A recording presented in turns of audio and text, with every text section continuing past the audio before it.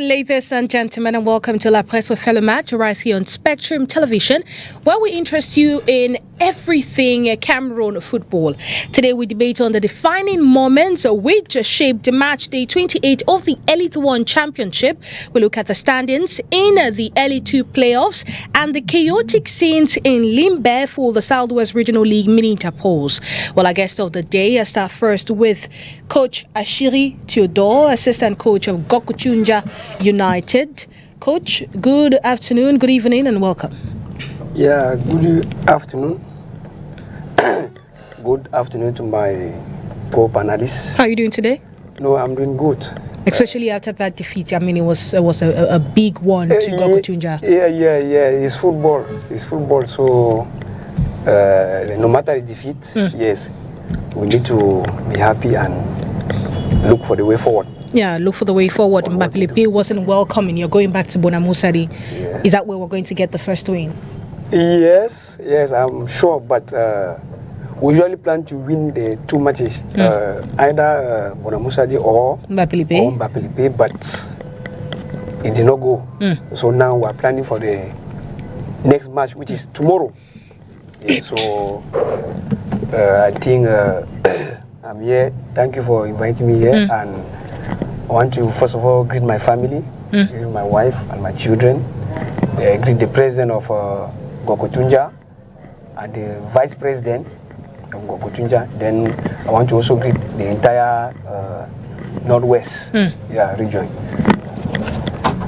Well, I'm sure the entire Northwest region has received your greetings and your family as well. We extend our greetings also to your family, and we hope they are doing so well, because we're hoping, all of us are praying for the win. I mean, every son and daughter of Gokuchunja is praying for the win. I have a colleague that's from Gokuchunja, and he was crying. They defeated my team on Sunday.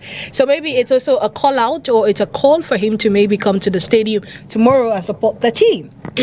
Sitting close to Coach Ashiri Theodore is Kazimi Wanji, sports journalist based here in Cameroon's economic capital. He works for Radio Sport Info, in short, RSI. Bonsoir, bienvenue.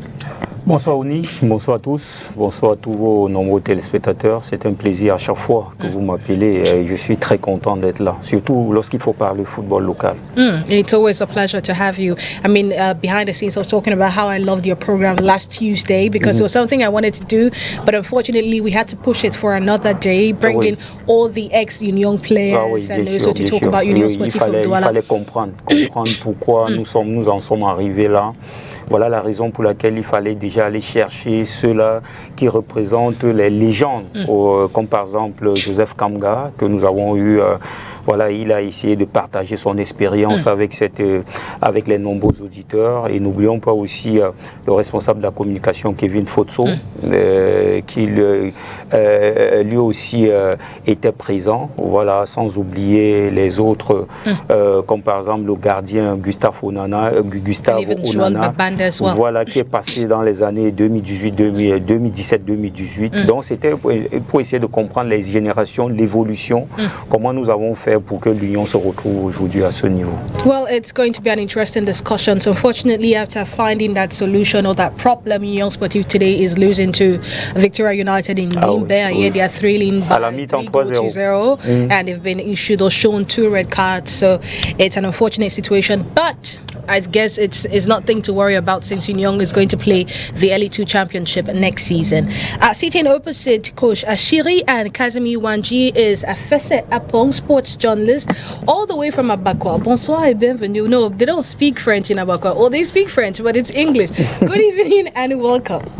Thank you, Oni. Good evening to all the televiewers and to the panelists here. It's a pleasure being back here on La Presse the match. I think the last time I was here was in 2020 when John Paul Sama was still the anchor of the program. So it's a pleasure being back here for us to, why not, share our views on happenings around Cameroon football. It's going to be an exciting one. I mean, I've always looked forward to having you on the show.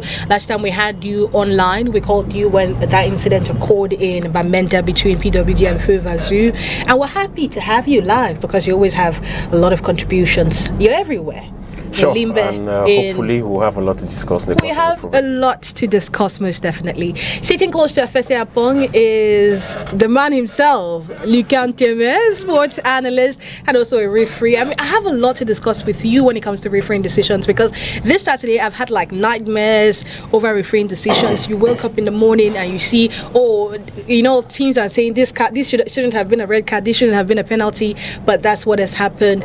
I'm happy to have you, Lucan Teme. Thank you for the invitation. Good evening to the televiewers, good evening to the panelists, and good evening to all the supporters of Lamine Yamal. I mean, those who think that Lamine Yamal will be the Ballon d'Or for 2025, because I like that guy. I really like that guy. The style of play. I'm a coach. Yes, I'm a coach, and you know what I mean. I like players. We all like players who know how to dribble. Like players who know how to dribble. Well, we'll see how it goes. Now, there you have it. Now that you are familiar with the faces of La Presse for the match today, well, I guess it's time we get into the show. Due to the numerous games played over the weekend, we'll not have the elite news, so we'll get right into the games. That will be after this transition.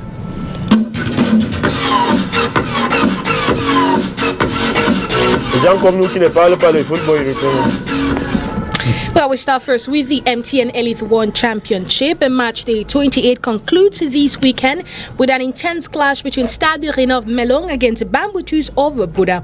Well, match day 28 all started with the relegation threatened Aigle Royal Jumungo stunning Canon Sportif 3-1 in Guaykele. Richard Towa's Colombe Sportif also suffered their second defeat to Olivier Nankam's Feu Vazu. Let's get all details in this report. From high-octane clashes to last gasp winners, the stakes are rising 2 playing days to the end of the Elite 1. The Guaykele Stadium was the epicenter of the weekend's biggest shockwave as Aigle Royal Jumungo landed a decisive 3-1 victory over Canon of Yaoundé. Yves Mbappe was the architect of Aigle's triumph, calling converting 2 penalties in the 12th and 57th minute before Jean-Pierrot Bicatal twisted the knife with a late goal. Paul Harry Chico's 53rd minute strike for Canon was little more than a consolation. The referee's book was walking over time with a staggering 4 red cards dished out. Gia Beseni and Bikolo got their matching orders for Canon, while KD and Com saw red for Aigle. This crushing defeat cast a long shadow over Canon of Yaoundé's turbulent times under new head coach Patrice Nouke. With just 3 points from a possible 15 in its first 5 games at the helm, the pressure cooker is on. The Pacum faithfuls are desperate for a turnaround, as the club now needs just 1 win from their final 2 games to secure their Elite 1 status. It's down to the wire for the Mekok Megonda. In another game, AS Fortuna put on a clinical display, dispatching PWD 3-1.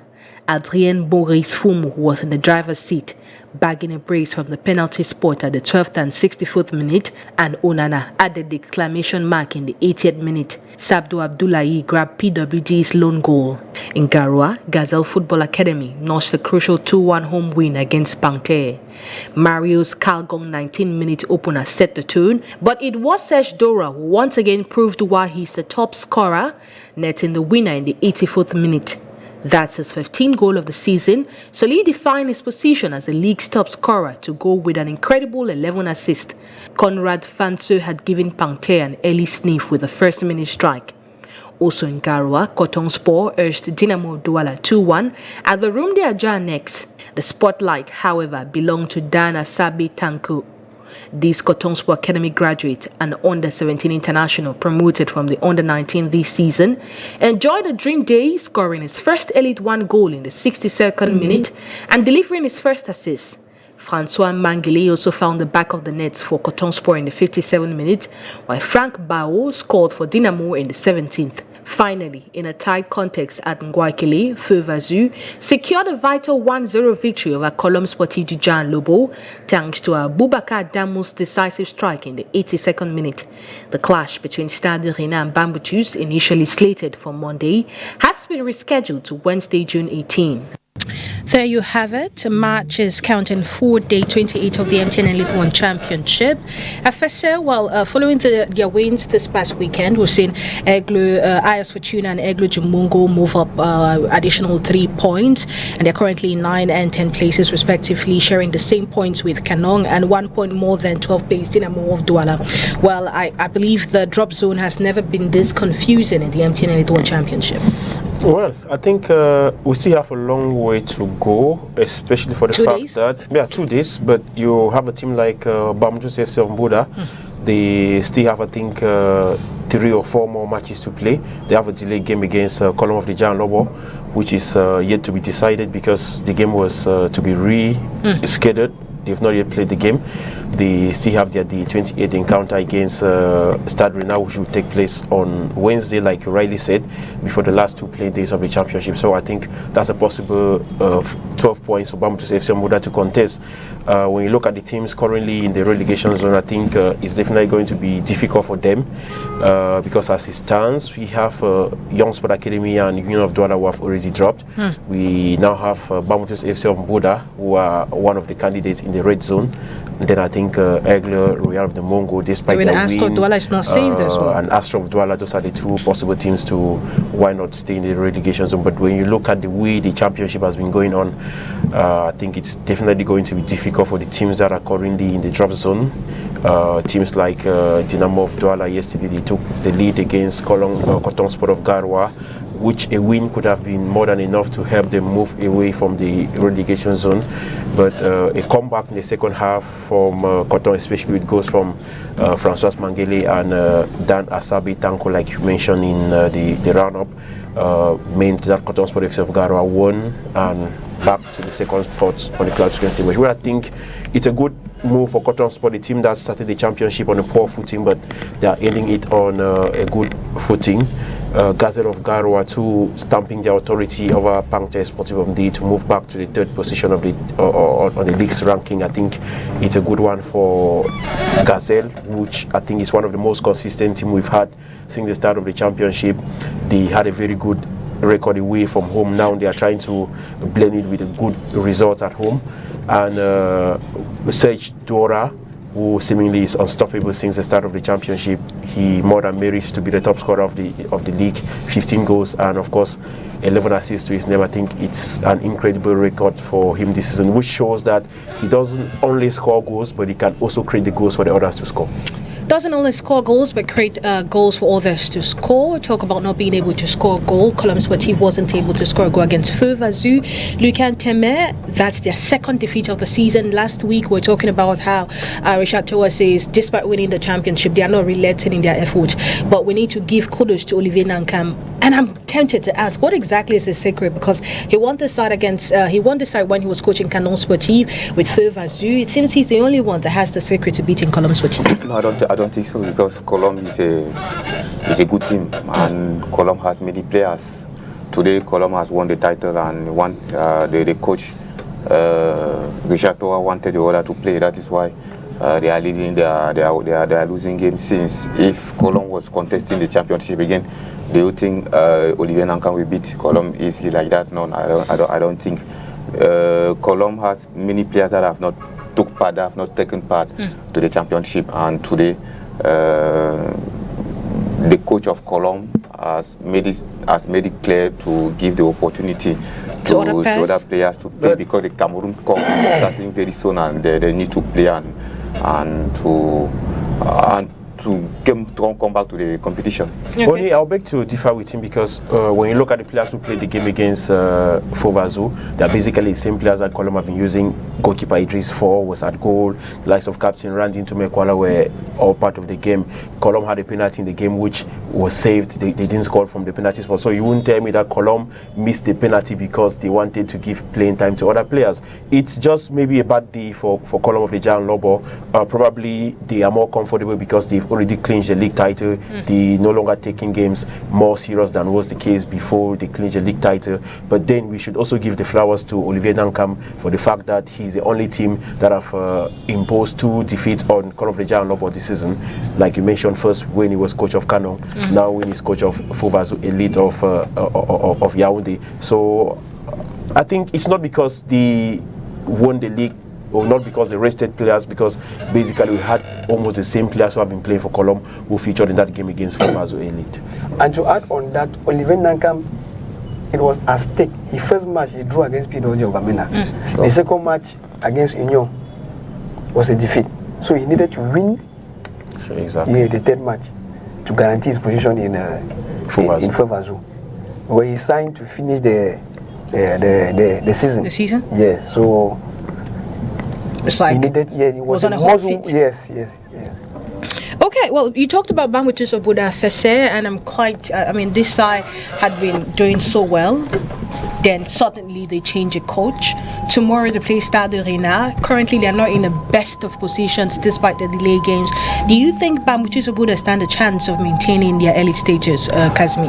Oui, mathématiquement c'est encore possible pour Bambutos, puisque l'équipe de Mangwabo a encore 4 matchs, ça fait 12 points à aller chercher, 12 points plus 26, nous serons à 38. Si Bambutos fait un carton plein, pourquoi pas, l'équipe peut aller maintenir, pour aller chercher son maintien. Je rappelle déjà quand même que Stade Rennais est déjà maintenu, Stade Rennais a déjà 40 points, ils sont 5e au classement général. Donc pour eux, et vous savez très bien que quand une équipe est déjà maintenue, il n'y a plus cette motivation, il n'y a plus cette rage de vaincre. Et généralement c'est naturel, ce n'est même pas qu'ils veulent lever le pied, mais vous n'avez plus cet influx pour aller chercher, qui vous contraint à aller vous surpasser. Donc pour moi, je crois que c'est une bonne opportunité déjà pour Bambutos d'aller chercher une bonne performance demain du côté de Mélon, en attendant bien sûr ses prochains adversaires, parce que je rappelle qu'il y a Colombe en ligne de mire, et Colombe aujourd'hui est déjà champion, et ça peut aussi être intéressant pour Bambutos. Vous avez les Astres qui seront aussi un adversaire de Bambutos. Et les Astres, vous connaissez la situation dans laquelle les Brésiliens de Bepanda sont. Les Brésiliens de Bepanda sont aussi à la recherche des points. Pour moi, je pense même que c'est le match le plus difficile. Quel Astre? Non, je pense que Astre, c'est un match qui reste. Ils ont deux. Oui, bien sûr. La dernière journée, la dernière journée face à Bambutos. Donc voilà pourquoi j'ai dit que ça sera le match le plus difficile pour Bambutos. Et c'est vrai que les Astres, lors de cette 28e journée, ont remporté le match sur tapis vert face à Juin Sport Academy de Bamenda. Non, pour moi, Bambutos a encore toutes ses chances. Il faudra seulement qu'ils ne fassent plus un faux pas. Parce que s'ils font un faux pas demain, il faudrait qu'ils commencent déjà à oublier le maintien. Et je pense qu'ils sont conscients. Et je sais aussi que le président de Stade Rennais est très proche de Bambutos. C'est pas que je suis en train de dire qu'il va donner les consignes de laisser le match. Vous savez très bien qu'il est aussi un membre très important de Mangwabo, puisqu'il apporte aussi son soutien à cette équipe de Bambutos. Maintenant, nous allons voir. Mais mathématiquement, comme je l'ai dit, ils ont toutes les chances. Bambutos a encore toutes ses chances. Just to add to what he's saying, mathematically, Bambutos, they still have their chances to stay afloat. But now, Bambutos staying afloat in the Elite One Championship depends on the results of the other teams that are regularly fighting the relegation battle. I'm talking about the likes of Dynamo, Canong, and of course RS Fortuna, even the Astro Football Club of Douala, who are just some few points above the relegation trap. So if Bambutos wins 3 of their last games, they might have an advantage over these teams, because these teams basically have just 2 more games to play. But for Bambutos, they have, I think, 4 more games to play. But if Bambutos fails to win maybe 2 of the games, and it happens that Dynamo, Canong, Astra, Fortuna, they win their games, it now puts Bambutos at the risk. Now, when you talk about managerial changes at the helm of Bambutos, I think that's what got many of us surprised, because when Bambutos accepted to come back and play the championship, they were on a good footing under Anisim Bagafui. They had gone 5 games unbeaten, and in those 5 games they won 3 and recorded just 2 draws. So it was kind of surprising for us seeing the management of Mangwa Boys deciding to bring in Coach Abouakar Suleimanu, who was sacked on the first day of play from Pangte Sportif of Dundee, to come and replace him. And Fast forward, his first game in charge was against PW of Bamenda. He recorded a draw. So let's see what happens when they take on Stade of Melon this Wednesday. Mais Oni, par rapport à toutes ces équipes normalement qui se battent contre la relégation actuellement, pour moi, s'il faut demander mon avis, les équipes qui sont très mal embarquées actuellement, s'il faut citer deux formations, moi je vois plus les deux équipes de la ville de Douala. Je vois Dynamo, je vois les Astres, qui sont en mauvaise posture. Vous avez par exemple la Dynamo qui a déjà perdu son match hier face à Coton Sport de Garoua. Et n'oublions pas aussi, le prochain match c'est Gazelle. Et l'équipe va terminer le championnat Yaoundé face à AS Fortuna. Et vous connaissez aussi la situation dans laquelle AS Fortuna, dans quelle situation AS Fortuna est aujourd'hui. Donc là, c'est ça extrêmement compliqué parce que tous ces matchs sont à l'extérieur. Tous les matchs de la Dynamo sont à l'extérieur désormais. Et ça, c'est la première des choses. La deuxième des choses, c'est les Astres. Les Astres rendent visite au Canon lors de la prochaine journée à Yaoundé. Et vous connaissez aussi dans quelle posture le Canon est aujourd'hui. Le Canon a 35 points, comme les Astres. Et pour terminer, les Astres seront face à Bamboutos, comme je l'ai signalé il y a quelques instants. Deux équipes aussi qui sont à la recherche des points. Donc voilà le calendrier des équipes de la ville de Douala. Franchement, ça ne sent pas bon. Ça ne sent pas très bon. Je suis en train de voir dans ma tête peut-être 3 équipes de la ville de Douala qui risquent de prendre l'ascenseur pour l'élite tour. Oui, parce que quand vous regardez le calendrier de ces deux autres formations, franchement, il y a de quoi être inquiet. Il y a de quoi être inquiet parce qu'on a l'impression que, bon, voilà, à un moment donné du championnat, peut-être beaucoup croyaient que ça devait être facile, mais là, ça devient très, très compliqué. Ça devient très compliqué. And Coach, you talked about how, how Coach Nankam was on a hot seat. One person that is similarly on a hot seat but isn't showing, it's Patrice Nuke. It's been quite difficult since they appointed him as head coach of Canon Sportif of Yaoundé. The side, I mean, it's been quite tough. Looking at their next game is Astre of Douala. Do you think maybe that's where we could see a different side of Canon Sportif? Yeah, you know that when they appoint you as a first coach, yeah, they give you the objective of the team. Like the first match of Nuke was against PWD in Bamenda.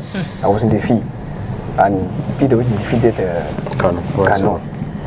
So you see, as a coach, when you lose your first match, when you are appointed, you try to work harder to win the next games. But it seems it is very difficult. But Nuke, I think he's from Europe, if I don't mistaken. I believe that he doesn't yet master the Cameroon League. So normally he must face a little bit of difficulties. But I'm sure that his assistant master the championship. Yeah, the championship. So maybe in collaboration with his assistant, I think they will try to do better. You know, Canon is not any type of team in Cameroon. When they appoint coach of Canon, be sure that you need to win every game. Yeah, you need to win every game. And when there's no result, be prepared to that they can sack you at any time. In Canon of Yaoundé. So anyway, I wish him the best. Yes, and I know that when he will master the league, the result will follow. I just want to ask, how many games do you need to play as a coach in order to master a league for a new league that you're just entering? Because I think he has played 5 games already, and I mean, he should have been able to. Yeah, first of all. Or it depends with the person. You know, first of all, he was living in Europe. He's not even watching the Cameroon League. One. Yeah, I think he's not watching the Who is the to blame football. For bringing somebody, if you're saying that doesn't master the league, to come and take your team that hasn't been saved yet? The league isn't over. Yeah, that's one of the problems we are facing in Cameroon. Yeah, because we believe that those who are coming from overs, yes, can better do than the coaches in Cameroon. So they brought in Nuke, knowing that he don't yet master the league. But Canon, they have decided to recruit Nuke. Bon, I wish him the best. Yes, I wish him. Oni, si tu permets, concernant cette équipe du Canon, je dirais tout simplement qu'il y a eu un réel problème de management au sein de cette équipe de Miko Mengonda. Vous allez voir que le déclic c'était après la fameuse victoire face à la Colombe du Djaïlobo, à la 9e journée. C'est là où tout s'est gâté au sein de cette formation. On nous a laissé savoir d'un management à l'anglaise qui était initié par Serge Noah, ancien directeur technique national, puisqu'il est manager général de cette équipe. Il est arrivé avec ce nouveau projet. Pourtant, Olivier Nankam était encore sur le banc de touche. Ce qui a commencé à installer le malaise au sein de ce staff technique. Et finalement, on avait l'impression que cette équipe était divisée. Et les énergies n'étaient plus ensemble et finalement l'équipe a commencé à enchaîner les mauvaises performances et c'est donc comme ça que finalement certains ont remis la responsabilité sur la tête d'Olivier Nankam. Et nous avons constaté que par la suite, voilà, ils ont donc décidé de le mettre de côté. Ils sont allés chercher Patrick Nunke. Patrick Nunke qui n'avait pas de repère avec le championnat local. Il est arrivé, il n'a même pas pris le temps de prendre la mesure, d'étudier l'environnement, de comprendre comment ça fonctionne. On l'a jeté dans le bain. Et voilà les résultats. En 5 matchs, c'est une seule victoire. Voilà, et justement, et contre qui? Donc, en réalité, vous devez comprendre que l'approche managériale n'était pas bonne.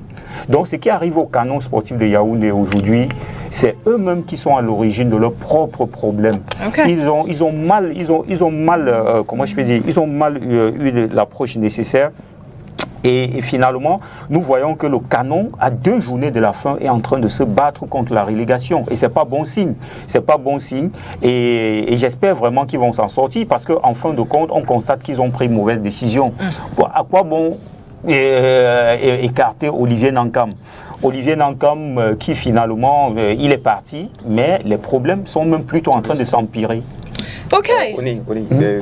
There's a problem because when you look at Canon, if you bring in even Mourinho, the Canon will not be a team that they have played last year because the good thing before having a good result, you should have a good organization of a team. When the organization of the team is not good, you cannot be recording results because Olivier Nankam was there. He worked very well with the players that he did not even recruit because those are the players that they came from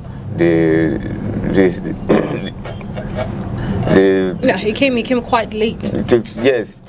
He has made the promotion of the players from the team from the juniors team of the Canon, to the senior teams, and those players, the players who has many experience, they was reclaiming their bonuses, their awards, and they liberate them to go elsewhere, such as Tinker. Maybe Yango and Minos, that they went to another team. And when Olivier Nankam came in, he has to do with what he has seen, he has found. And after they brought us the management à l'anglaise, and all these caused many things to Canon. Okay, well, there you have it. Canon Sportif over Yaoundé in danger. Hopefully they get to save themselves because one big club in Cameroon Football, Union Sportive, is already in the 2nd division. But match day 29 is looking like this. Stade Rennais of Melon will play Victoria United. Gazelle Football Academy will face off with the Dynamo of Douala. Feu Vazu will lock horns with AS Fortuna. Canon of Yaoundé will host Les Astres Football Club of Douala. Colombe will meet with PWD. Panthère against Coton Sport and Bambutus against Union Sportive. Well, we'll move over to the MTN Elite 2 playoff up and down, but that will be after this transition. That will be after this transition.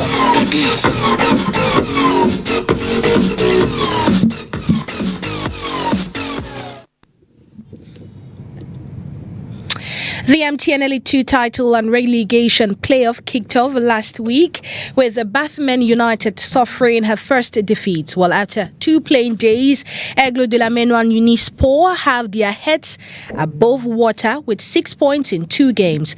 For match day 2 in the playoff up, Tonné Calara Club made light work of Eding 4-0. Bafoumen United played a 1-0 draw with Atlantique de Kribi. Avion suffered a 0-2 defeat to Aigle de la Méno, while Unisport Unisport whitewashed Gokutunja 4 goals to 0.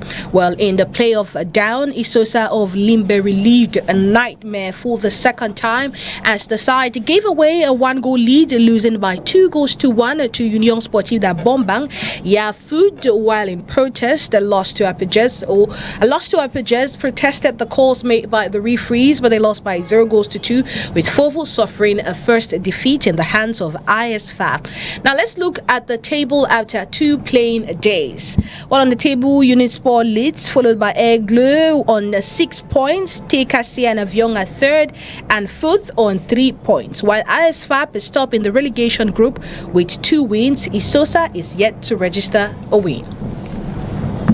We start first with the man that is at the top of the table in the playoff up, Unisport. Well, Unisport, du Oncam delivered a resounding statement of intent in match day 2. The results or the images will be shown on your screens. Unisport du Oncam delivered a resounding statement of intent in match day 2 of the MTN 2 playoff up, securing a dominant 4-0 victory over Ngokutunja United at the Bapelipe Stadium. Frank Asiga Edouard netted an impressive 4 goals to seal a memorable individual and team performance. Gokutunja's woes were compounded by disciplinary issues as goalkeeper Manuel Maurice was sent off early for handling the ball outside his post. With these actions, the floodgates opened to Edouard. First goal came in the 29th minute, followed by another just 7 minutes later. Asiga completed his hat-trick in the 65th minute and a quadruple in 3 minutes later. Well, several defensive errors from the Northwest outfit led to their defeat. Let's take a listen to post-match interviews. Vous savez qu'on a une très jeune équipe, c'est une jeune équipe, donc le carton rouge que le gardien a pris là, ça a un peu cassé les joueurs, donc tout ce qu'ils ne sont pas encore très bien expérimentés, bon, j'espère que le match prochain, bon, ça va aller. Ça fait du bien, ça nous permet d'avancer un peu au niveau du classement. Je vous ai dit la dernière fois, notre objectif serait parmi les 2 qui vont accéder en Ligue 1. On a fait notre petit bonhomme de chemin, vivement que ça continue ainsi. On fait des jeux de carton rouge est largement mérité. Ils doivent tout simplement regretter le fait qu'ils ont pris le carton rouge très tôt. Maintenant, nous on a eu la baraka, c'est vrai qu'il y a beaucoup d'erreurs individuelles de la part de leurs défenseurs. Nous on a eu beaucoup de réussite, avec surtout Edouard Siga, le meilleur buteur de la Ligue 2 qui a fait un quadruplé aujourd'hui. Moi je pense quand même qu'on va remettre le chrono à 0 à partir de demain et préparer sereinement le prochain match contre Eating Sport à Ligue. Moi je suis ému, on ne peut pas dire qu'un match est facile vu que tout le monde a 2 jambes. C'était juste travail et c'était déjà. Et c'était juste la simulation des coachs. Ce qui s'est passé là, on a déroulé juste sur le terrain. C'est ça. Est-ce que le mec est sorti que, plus on a joué Ngokutunja phase aller et phase retour, c'était pas facile avec la défense vu que je les ai menacés aller-retour. Donc comme ils sont venus, ils avaient la peur aux fesses parce qu'ils devaient affronter. Ça me tient à cœur, parce que c'est une première. Un coéquipier comme ça en championnat, c'est pas facile. Et je remercie mes coéquipiers, le staff, les coachs pour le travail et pour le soutien qu'ils nous donnent.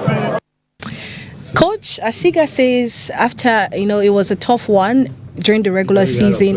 That you guys were already afraid coming into that game. Is that what was witnessed, or is that what happened on Sunday?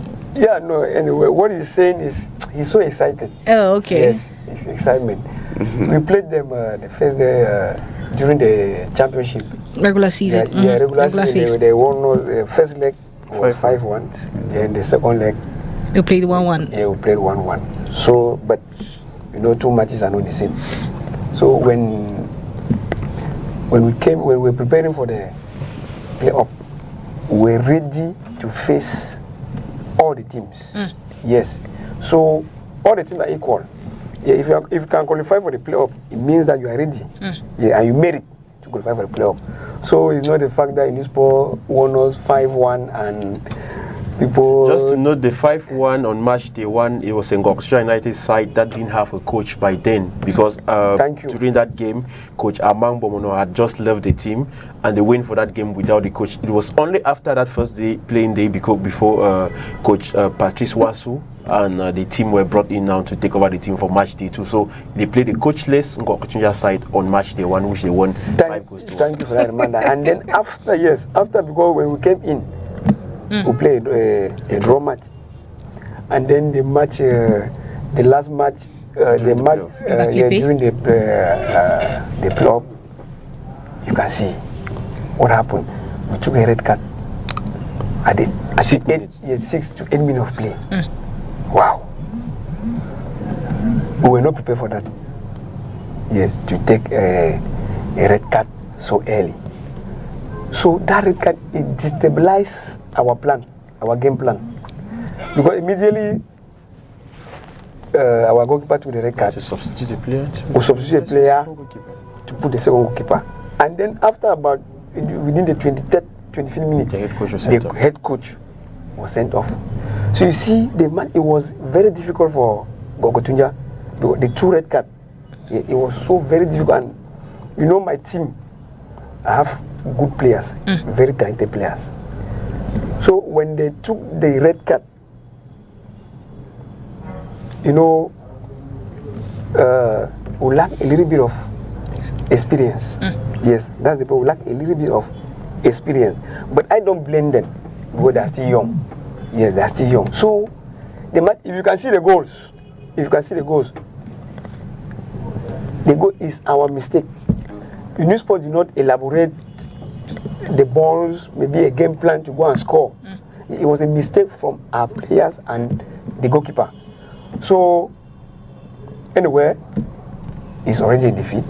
Yeah, so we're preparing for the next game. Preparing for the next game, you talk about how in inexperience, you guys were not expecting the red cards, but it only gets difficult from here on.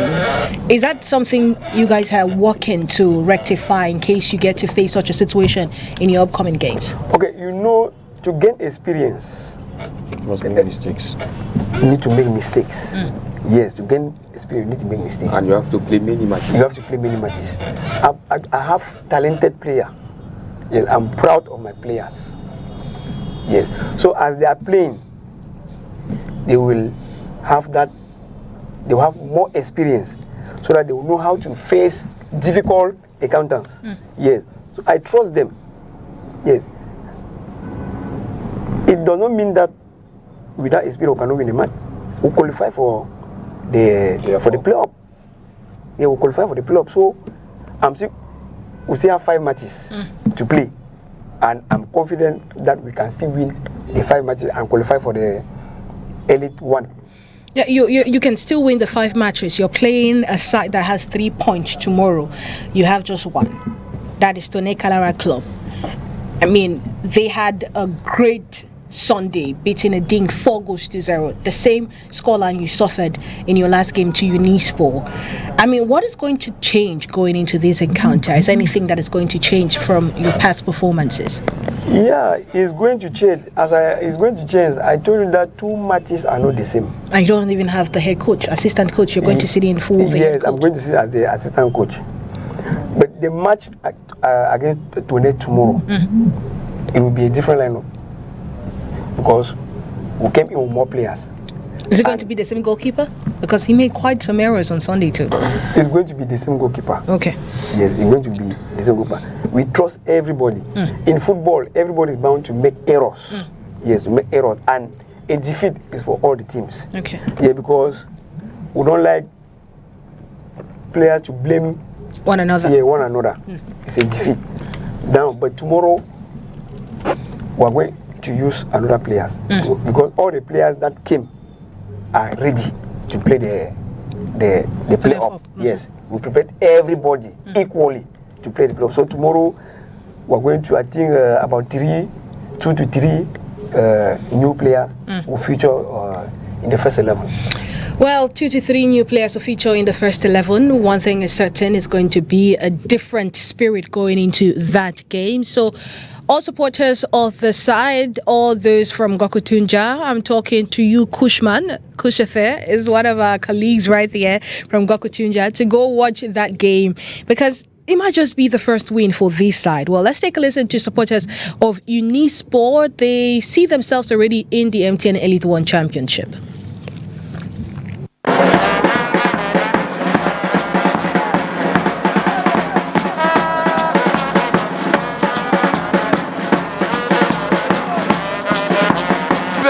réglementaire. C'est réglementaire par rapport à la valeur intrinsèque de l'équipe. Hein? Je m'attendais à cela. Hein? Étant un vieux supporter des années 68, je suis vraiment très satisfait. Nous sommes déjà en première division. Oui, nous sommes déjà en première division. Regardez ce que les enfants sont en train de fournir comme football. Nous croyons que nous n'avons pas notre place en deuxième division. Et nous sommes une équipe populaire telle que vous voyez, devrait être logiquement en première division. Nous croyons qu'aujourd'hui, avec l'équipe dirigeante d'aujourd'hui, avec nos joueurs, nous osons croire que les petits places sont mis dans les grands pour que le sport puisse retrouver la première division, notre place. Les joueurs sont galvanisés parce que l'administration vraiment a mis des petits pas dans les grands. Les gars, au niveau des primes et autres, tout est au beau fixe. Pour soutenir Unisport du Camp. Et nous sommes très fiers de sa performance. Nous sommes très fiers de la performance. Nous allons retrouver l'île One. Nous allons retrouver l'île One par la grâce de Dieu. C'est un sentiment de bonheur parce que, mais il faut le dire, un sentiment de bonheur qui reste mitigé. Mitigé à cause de ce qu'on a cette finale et il faut monter progressivement. Il n'y a pas de précipitation. Il faut y aller très progressivement pour pouvoir faire cette finale et passer en première division. Premier constat. Deuxième constat, c'est un sentiment de fierté aussi parce que c'est la deuxième journée et puis on se retrouve avec 6 points aujourd'hui. On lutterait pour aller crescendo jusqu'à finir avec les 21 points qui clôturent le championnat. De me retrouver dans ce stade Mbappé-Lépé où Unisport a sa deuxième victoire, on dirait un stade porte-bonheur pour Unisport. Vous pouvez bien observer sur la pelouse, j'ai mon fils qui porte le nom de ce stade qui est Mbappé et qui est en train de faire des merveilles. Cette saison, Unisport va retrouver sa place qu'il mérite depuis fort longtemps.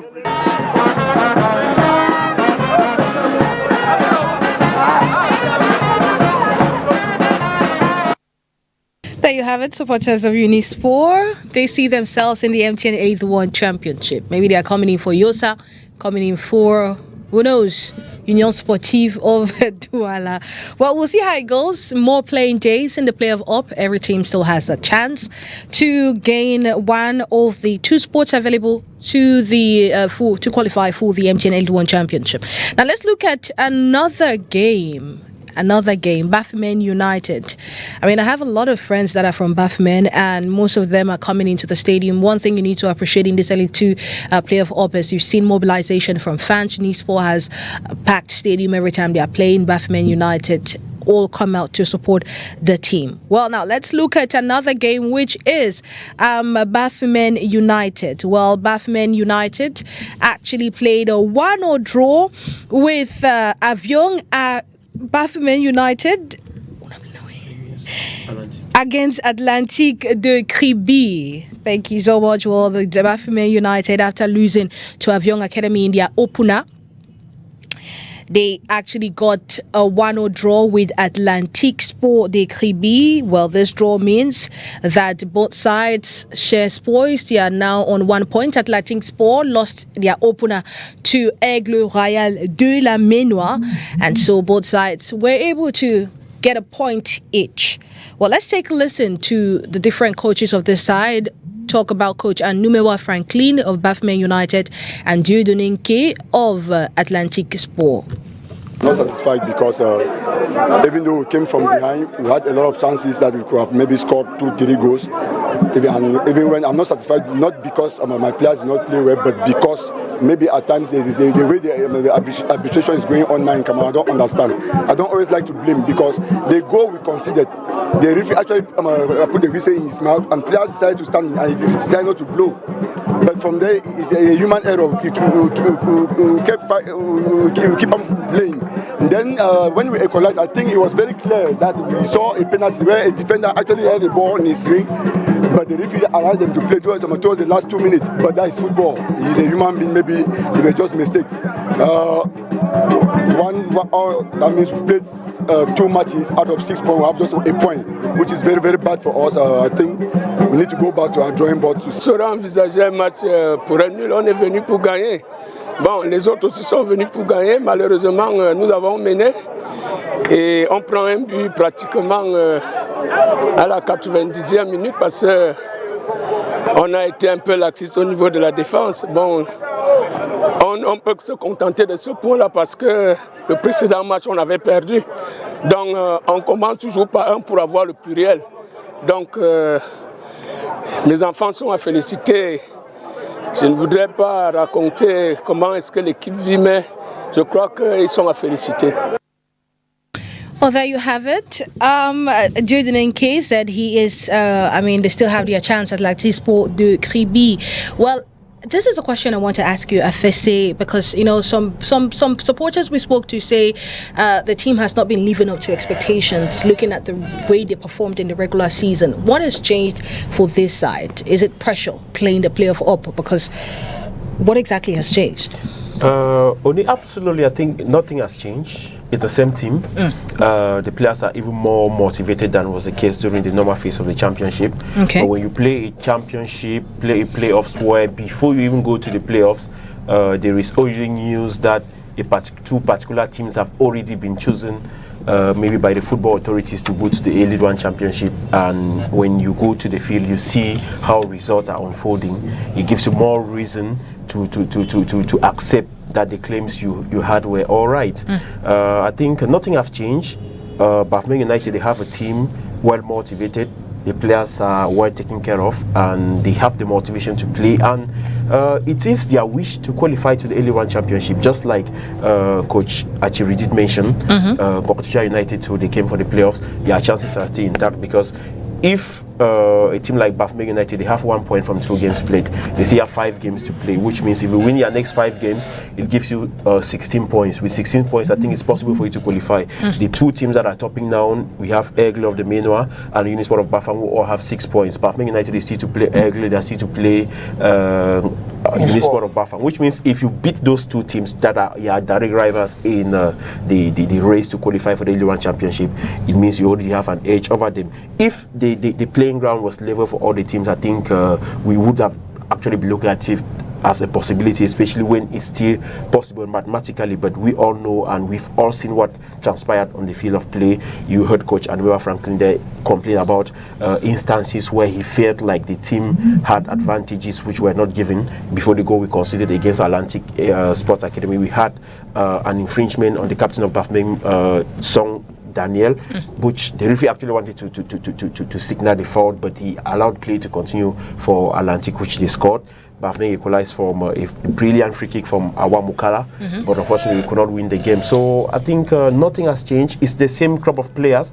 We have Awa Mukala, maybe at times he won't live up to expectation. It's not because he's a bad player. He's the same player. He's the top scorer of the team with 7 goals and 2 assists. Nothing has changed. It's just the atmosphere where we find ourselves. When you look at teams like Edingsport of Ileke, who dominated the group stage in the Group A of the Championship, where we find ourselves, and they are not able to win a game, do you think it's because they can't play the football they played some weeks ago? When you see teams like Isosa who are struggling to win games even when they are leading, and you see refereeing decisions going completely against them, it's not because the teams cannot play football. If the playground was level for everybody to play, elaborate their game, like Coach Achiri mentioned, you saw Unisport, they won Kokotusha United by 4-0, but there was no goal. They actually worked, and it was a well-worked goal.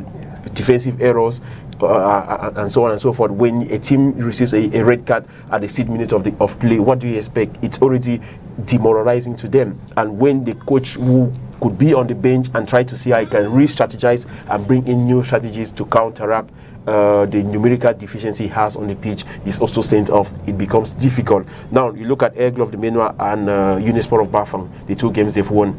On the first day of play, Aigle defeated Atlantic by 4-2. That game was played at the Bonamisa Mosadi Stadium.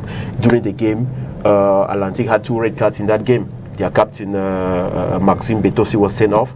Aigle de Menoa had 2 penalties in that encounter. So the party is already clear. And then the second day of play, match day 2, the same referees who handed Aigle de Menoir versus Atlantic Sport Academy were sent to handle Unisport of Bafang versus Ngoktinja United. First minute of 6 minutes of play, Ngoktinja United was already reduced to 10 men because of a red card, and we also saw the results. So it's just like concluding or confirming the news that was already circulating that Aigle de Menoir and Unisport of Bafang were the teams that were picked to qualify. Because when you look at it, it's not like when all the teams that played Bafang United, they will confirm to you that they actually face a team that is tough. When Bafang played against Avion, even when we left the pitch, the players of Avion were applauding to Bafang United players because they themselves, they felt the intensity of the game and they knew that they actually had in front of them a good team.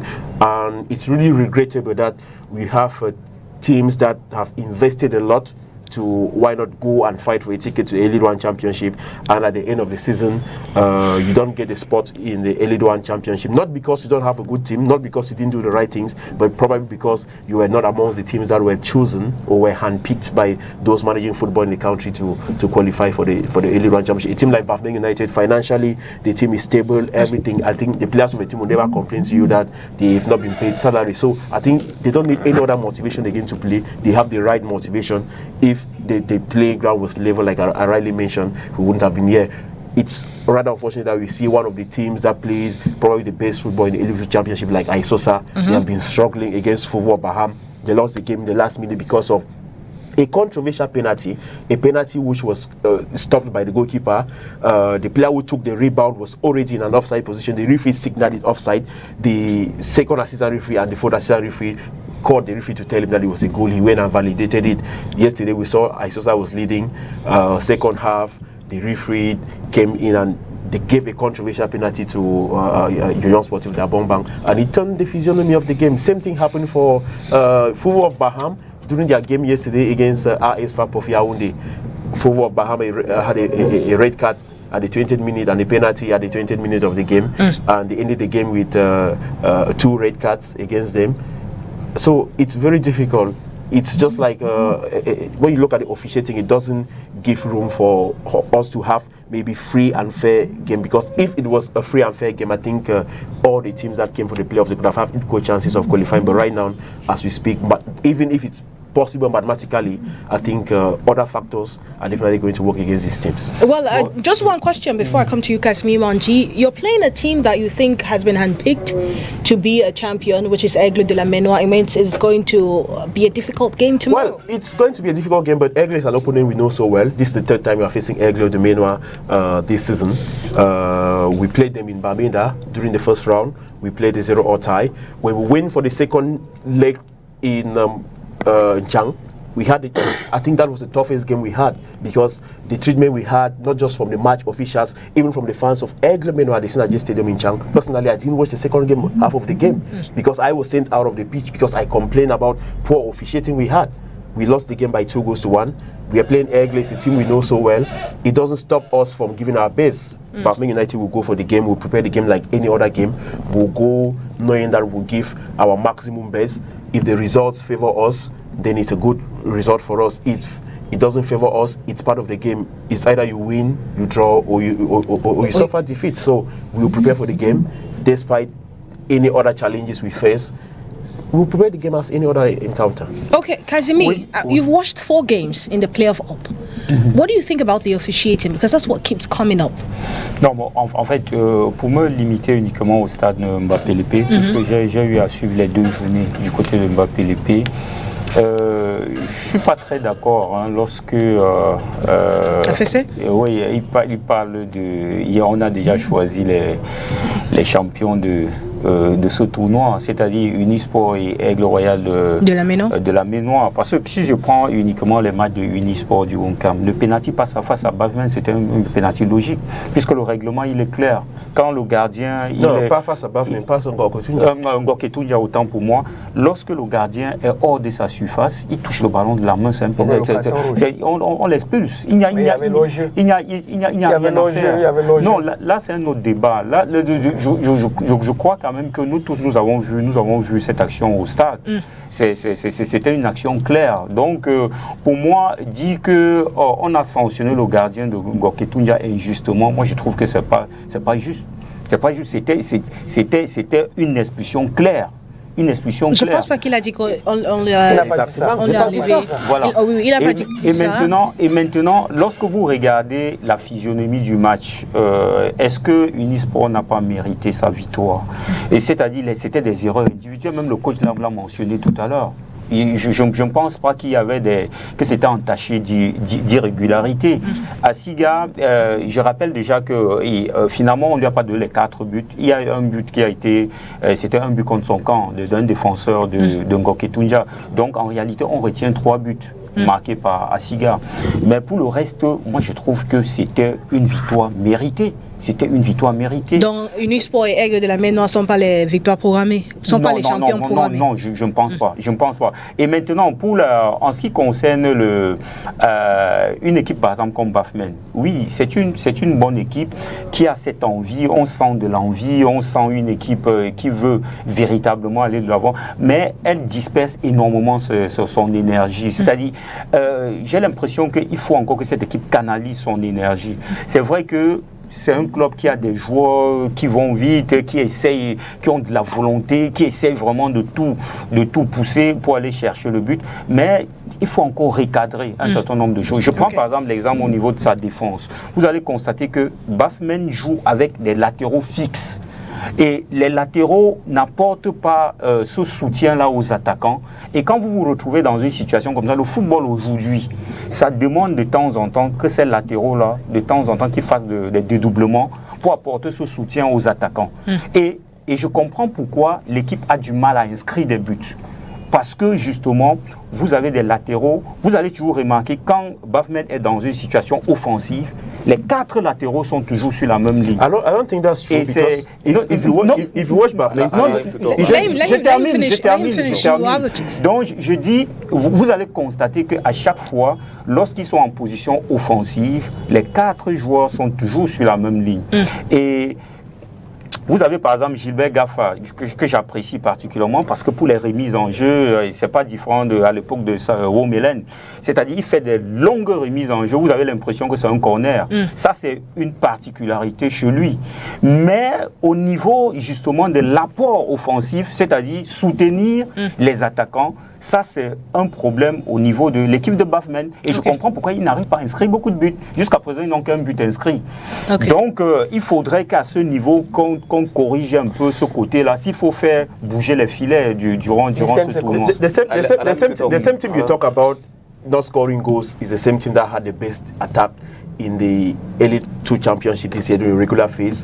In Pool A, we had the best attack with 23 goals scored. And I think just 15 goals conceded. You talk about not having the wingers or the wing backs that goes up and support the attack. When you look at their playing style, you look at Che Dennis playing at left back, most of the time you see him in an attacking position. When you look at Jibe Bangafa, most of the time you see he's the one who overlaps to save the crosses. So I find it difficult. C'est ce que j'ai vu. J'ai vu les deux so that's why I find it. J'ai même commenté le match de Baften. So c'est ce que j'ai vu. Je ne suis pas. La remarque que tu as vu sur les 2 matchs. Oui, je ne suis pas en train d'inventer. C'est ce que j'ai vu. Ce sont mes positionnements, ce sont les analyses. Just 10 seconds, because I want to say something, because you said Unisport merited the victory. Yes, good and fine. But you know that there are ways to kill a match. There are ways to destabilize a match. We give like 2 red cards, one from the unnecessary offside, and then red card to your goalkeeper, to your first choice goalkeeper, 8 minutes of play. That wasn't merited. He took the ball outside the box.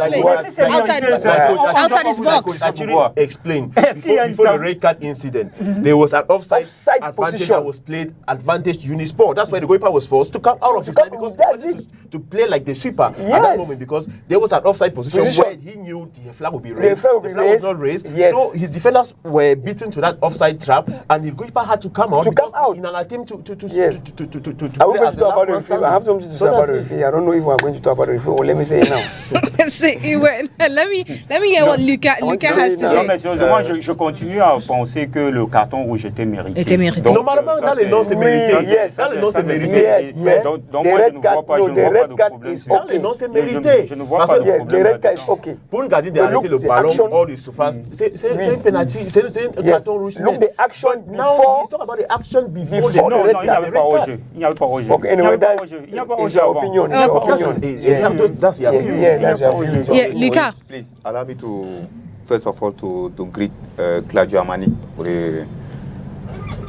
the promoter of soccer sport, one of the academy in Douala. I would like to answer to Mr. Casimir Wanji, who says that the wing back was not supporting the attack line. It's not good to say that because you don't know how they train. You don't go to the training section, and before playing a game, the coach has to conceive a game plan.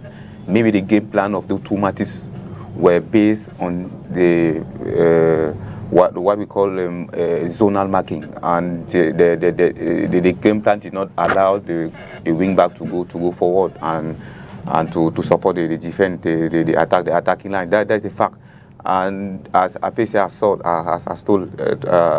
said, that team was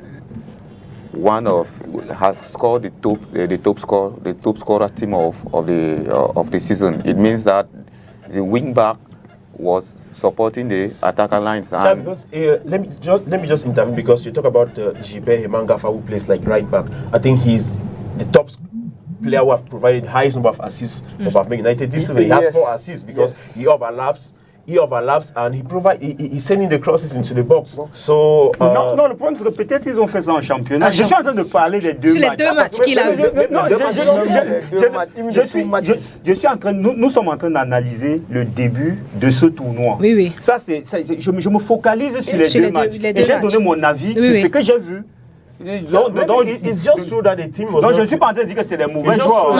It's just true that for the last 2 matches. J'analyse for the last 2 matches, the team was not clinical in front of goal, but it doesn't mean that the wing backs didn't maybe go forward to support the attack like we're saying. Okay. Because it's a football system. When the team is attacking, maybe you have to see the 2 wing backs overlap or go off front to support the attack. But now, when you are in a defensive situation, what do? They have to fall back. That's why most of the time, maybe you see the 4 defenders lining back alongside the two wingers and the two centre backs. Yeah. So I want to see something the animation, especially the referee concerning our match.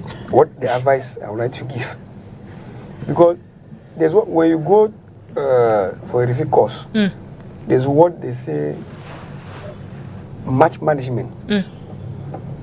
Yeah, match management or the psychological aspect of a game.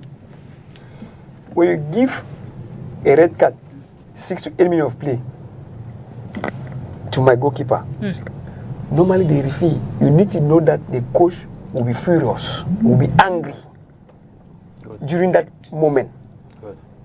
Now, the 4th assistant will call you to talk about the coach. When you come, the first thing you first of all warn the coach or yellow card, knowing that at that moment he is destabilized because of the red card. So you come straight. That's the first warning. Is just come and give a red card. It means that you want to spoil the game. Maybe at that time when you were contesting, you were insulting. I want to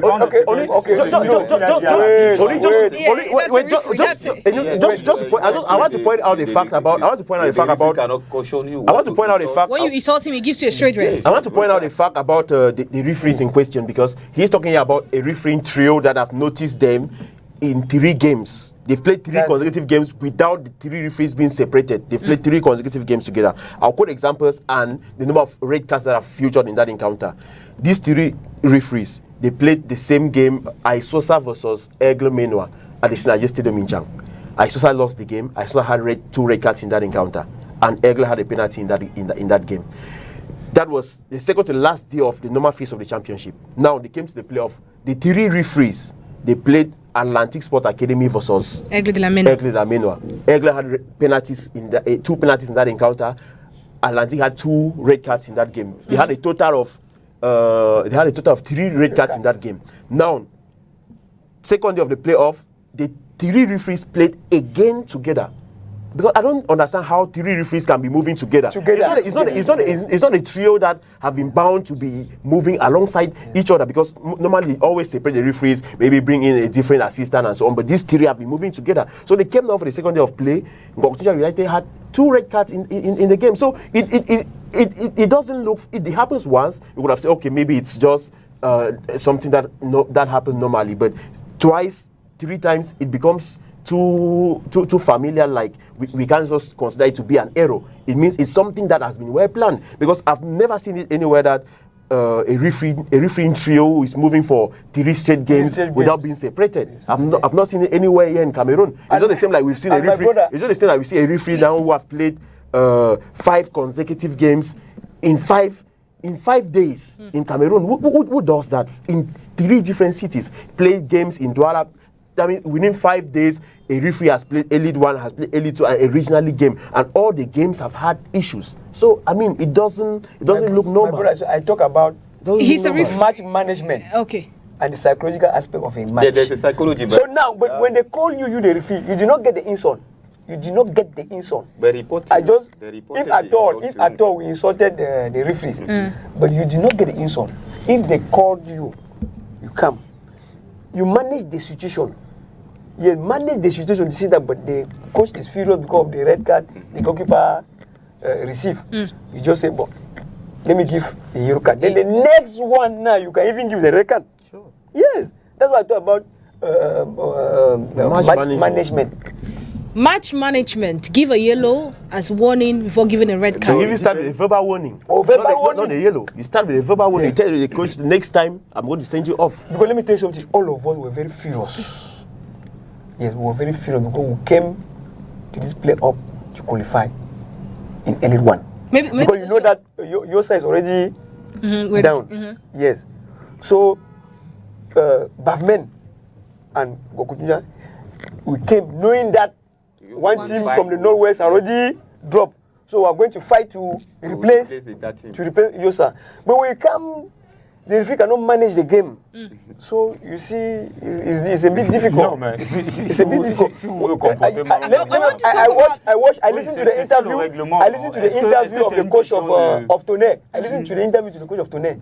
He said he is very surprised because he watched our match against Edin. He said what? He was very surprised. Est-ce que c'est normal que toi Zabid joue 3 matchs? No, I think I want to ask. That's a question I want to ask. Kazimi, I want to ask Lucas.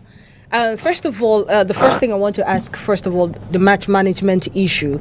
Is it normal, maybe after that situation, for a referee to show a red card to the coach? And secondly, is it normal for a trio of referees to be programmed for games continuously and the same result? Is it normal for the trio to be programmed continuously? Only when you are a referee, they teach you psychology of games, how to handle the game psychologically, and how to manage a game.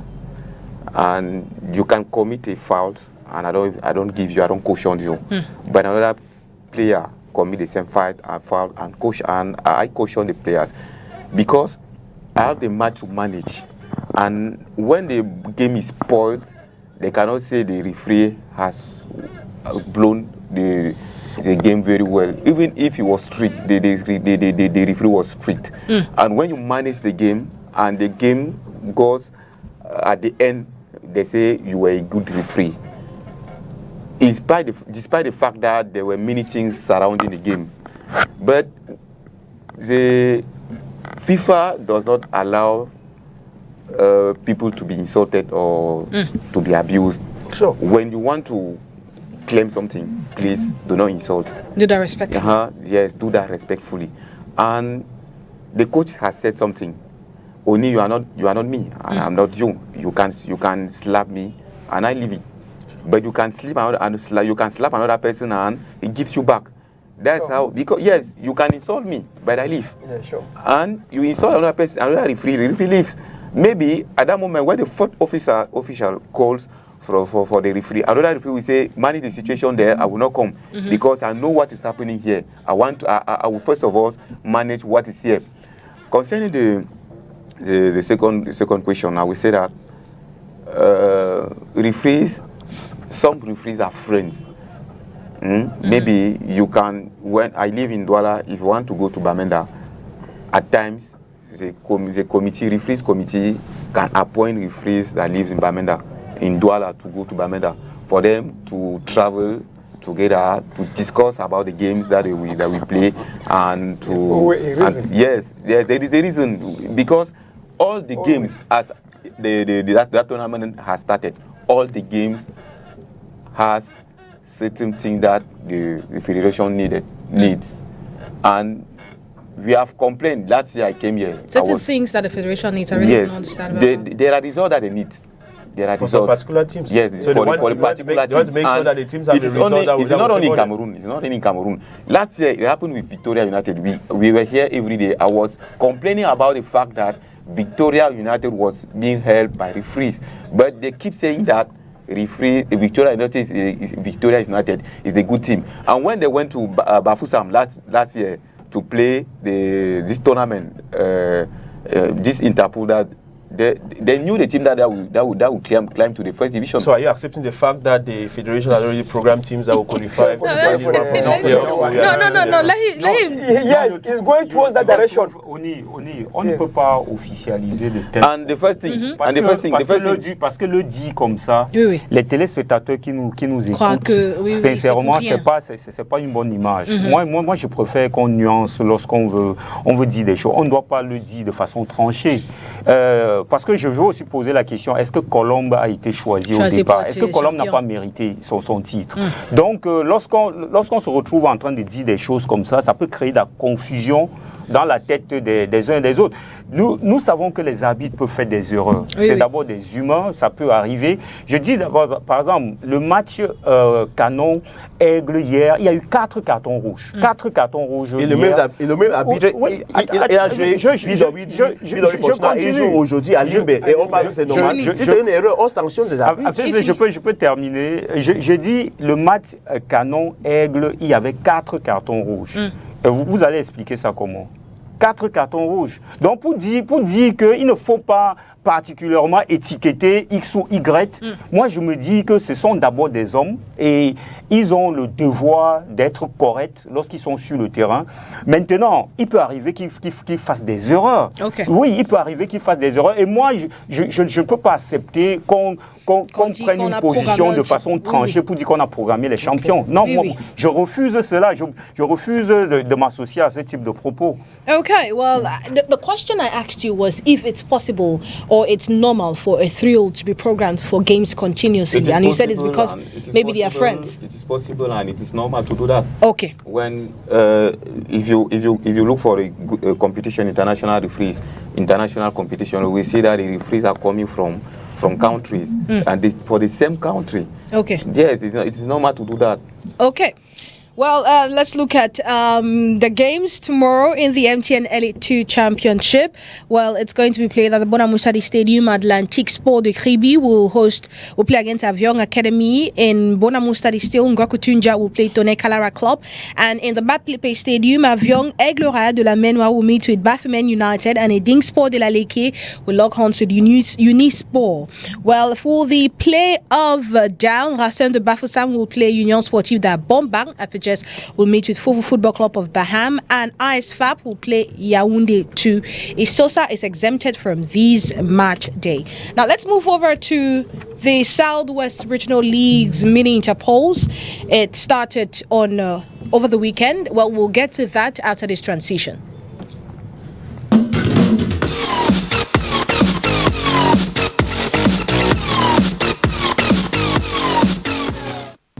We'll start first with the first game of the Southwest Regional League's mini interpolls. Well, the quarterfinal clash between Legend Football Academy and Elexpo at the Limbe Meadow Farms Stadium was marked by controversy and an early stoppage, ultimately seeing Legend claim a 2-0 victory. The game kicked off late as Elexpo supporters rigorously contested the refereeing trio brought from Yaoundé to officiate the match. While the grievances extended to the match, Commissioner Wunde argued was not a Fecafoot employee and therefore ineligible for the role.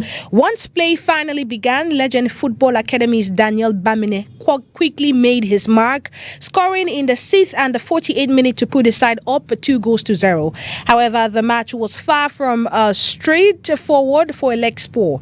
They repeatedly experienced instances of wrong calls from officials, including an attempt to rule out 4 offside. The game actually came to a premature halt where Elexpo lost 6 players to injury, leaving them with insufficient number of players to continue. Let's watch some of the scenes that unfolded or how it unfolded at the Limbe Meadow Farm Stadium.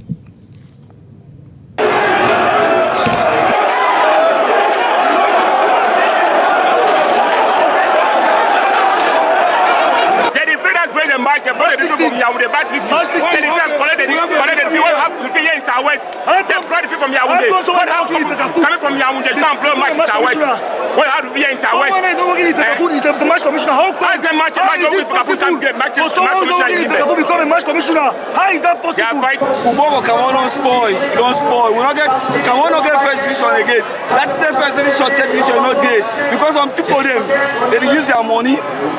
They don't yet decide say this team to go. See, what don't happen today with the FIFA today. Almost say I went to Elexpo don't do. If they go let the match Elexpo for win, they because they don't yet decide for house before they can play for fee.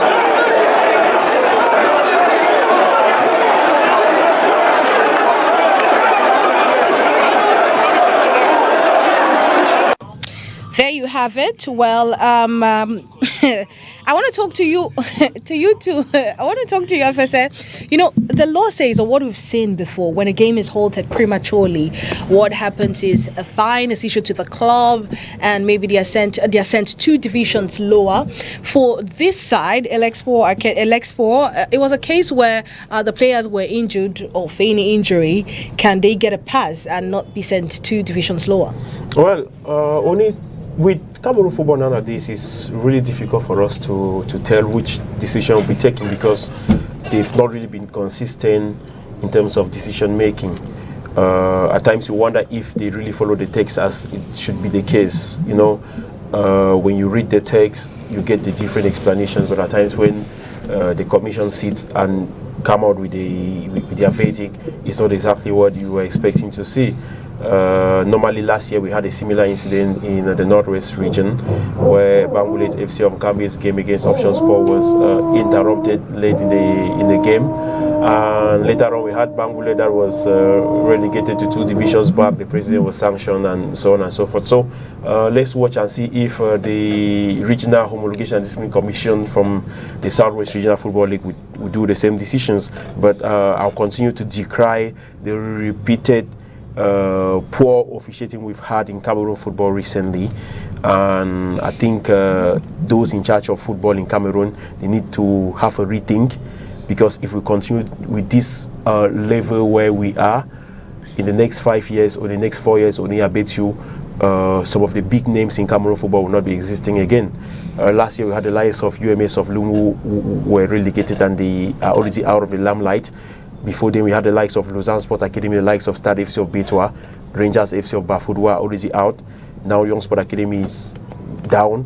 If we continue with this same tempo that we are having in Cameroon football in the next 2-3 years, many big names will disappear, and I don't think it's going to be a good image for our football. Okay, Luca, you talked about a scene.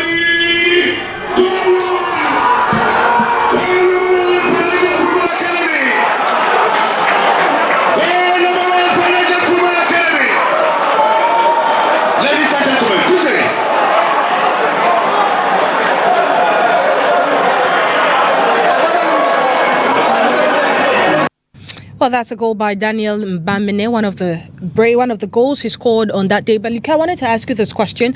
Earlier, you talked about how it's possible for a thrill to be programmed for a game, and I want to ask: is it possible as well for referees to be taken from a different region to come and officiate Elite One referees? Because that's what we saw on Sunday. The things that LX Sports supporters were decrying, that they bypassed referees of the Southwest region, went up to Yaoundé, brought in a trio from Yaoundé to officiate their first game. Is it a normal thing to see that? It is normal. It is normal to see the first division referee to referee match of League 2 and regional league, but it's not possible. The control is not possible. Okay. Yes, it is normal. So it's normal. It's normal. Yes. Mm-hmm.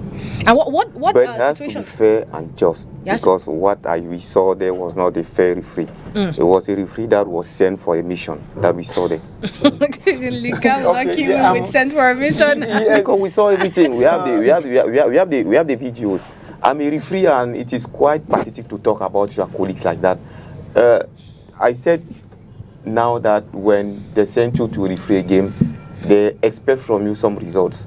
But it is not obligation. It's not obligation that the team that they told you to win the game will win the game. It's not an obligation, because the opponent team can be more experienced and be more but can play more than the team that they sent you to help, but you will leave it like that. But what we saw, I don't need, since I'm regretting to be at time a referee, to be part of the Cameroon, since the executive is there. Looking there, you're almost in our side. Almost in our side, how? What we are explaining here concerning the... No, he's just giving his own opinion. The problem in Cameroon nowadays is because the coach and the president has allowed the situation to happen. Because how can the federation program a game and they don't give you the name of the referees? You don't know who will referee your game. You discover the referee on the pitch, and you don't know if the referee is the referee that has blown our game since the 2 days past, and he has come to do another thing else. But what if you discover a referee like that, and maybe the way they officiated your games, your previous games, you did not like it? Can you request for that referee to be changed immediately? You can do that. Under normal circumstances, if the referees were made known before the game, you can request for a change of referee maybe 48 hours before the game. But now they don't program, they don't show the referees, they don't indicate the referees. You just come to the field and you discover the problem in Cameroon is that president and chief manager don't know the law of the game. Before starting a game, you should know who will be the referee of your game, and they should paste it on social media and set it to you through 48 hours before the games, so that you can contest the referee or approve. Okay. But today in Cameroon, you know why they do that? Because there are no referees. Okay. They are not referees. Something. No. Even though the referees are doing what they are doing, but I'm not in support of the fact that if a referee is doing what he's doing, supporters should enter to the field and beat the referee. Even me, I don't support. 1930s and in 1960s. I don't support. It is because they are exaggerated. Yes, it is because they are exaggerated. Was she saying the same thing? It's not good. When the football is not well ruling, this situation will happen every day. Okay, well, Daniel Mbamine, one of the man behind the Legend Football Academy's praise, actually one part wanted to highlight was the fact that he left the examination hall. He was writing the GC Advanced level and rushed to the Limbe Middle Farm Stadium to play that game against Alexpor, where he scored a brace. Well, it's also to show that as a footballer, you can also become, or you can also study and play football at the same time. Now, let's move over to the next game played on the same pitch. Fako United secured their spot in the semi-finals of the 2025 Southwest Regional League's mini interpolls, emerging victorious from a pulsating quarter-final clash against Talented Football Academy with a 3-2 full-time score. Well, the match was back and forth affair with both teams going all out. Fako United drew the first blood through Festus and Jacko, and at the 24th minute, Talented responded before halftime with Mborong Lifote finding the equalizer in the 41st minute. The second half continued in the same and thrilling fashion. Festus and Jacko restored Fako United's lead in the 53rd minute, but Talented's Mborong Murot and Jacko's brace, leveling the score at 2-2. With the clock winding down, substitute Jean-Marie etched his name onto the score sheet in the 87th minute, the winner for the Njoko boys. Let's take a listen to postmatch reaction. Very happy. The boys have defended themselves very well. They have proven that they can go places. Hard work pays. I think our reserve, those who came from the bench, has made a difference. I think I'm happy because the changes that I made. We play possession football, at least we like to build from behind. I think we'll try to limit the mistakes that we made. 2 goals that they scored us today from individual mistakes from players. At least we'll correct it next time so that we know where we are conserving and where we have to keep the ball and where we have to go fast. Very beautiful, very wonderful team, talented, very wonderful team. I think this is a most difficult match that I will play. I may lose tomorrow against any other team, but I don't think the match will be as difficult as talented is. They play good football, very wonderful side. I bet you if they maintain that team, next year they will be the champion of South. Game of football, and you know, football at times depends on the opportunities. So if they cannot capitalize on the opportunity at the first half, it is one of the reasons that we have lost the game of today. Yeah, I was contesting because when the ball came out of the field, the fourth assistant referee signaled the referee that the ball was out of the field. He kept on signaling the referee, but he could not come to the action. So when he called the referee could not come to sit to the fourth assistant. I don't know the reason why the fourth assistant could not signal for the referee to come, because she insisted for the referee to come, but I don't know why, because she also went to the assistant referee, explained the thing to him. I thought he would call the referee to explain what happened, but I don't know. Well, there you have it. Fako United. Well, I know our time is fast spent. Well, Tico United ended in a chaos. Tico United and Boya City FC, after playing a 0 draw in the first half, second half ended prematurely as fans invaded the pitch. Well, the second game and last in this quarterfinals was Kumba City defeating Option Sport by 2-0. While we await the decision, semi-finals is scheduled for tomorrow, the first leg, where we're likely to see, the programmation will be made known after the decision from the Homologation Commission. Thank you, everybody, for coming. Thank you, FSA. Thank you, everybody. Have a wonderful night. See you same time, same station, only on Spectrum Television. Bye-bye.